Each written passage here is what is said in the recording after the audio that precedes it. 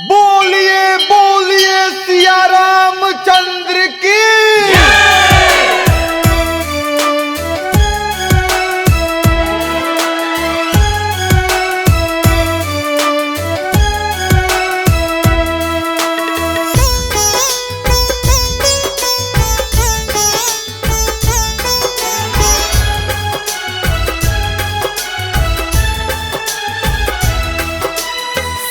खत्म इंतजार हुआ, देश में जय जयकार हुआ। राम लला की बन गई मंदिर, हिंद का सपना साकार हुआ। अंबर से फूल बरस रहे हैं, खुशी के बादल छाए हैं। अंबर से फूल बरस रहे हैं, खुशी के बादल छाए हैं। सजा दो दीप से अयोध्या को, श्री राम आए हैं। सजा दो दीप से नगरी को, मेरे प्रभु राम आए हैं।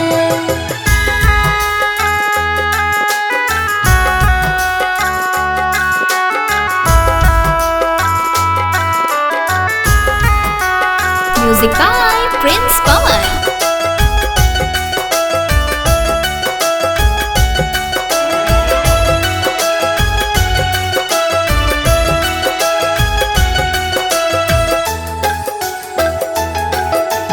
राज घराना आज चमकेगा ज्योति से, सियापति के स्वागत में थाल सजेगा मोती से।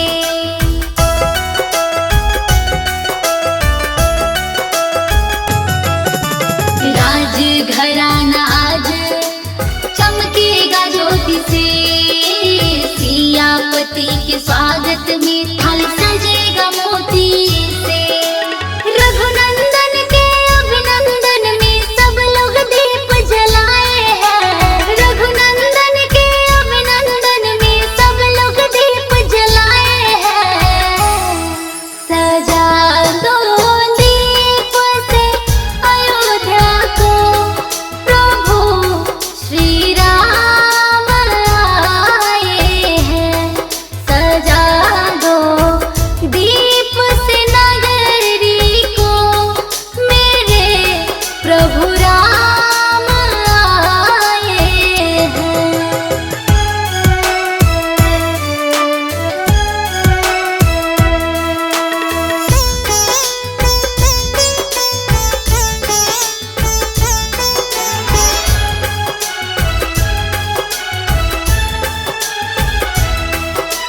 भगवा ही भगवा पूरा देश में छाया है।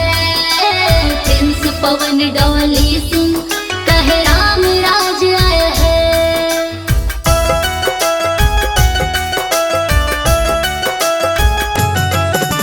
भगवा ही भगवा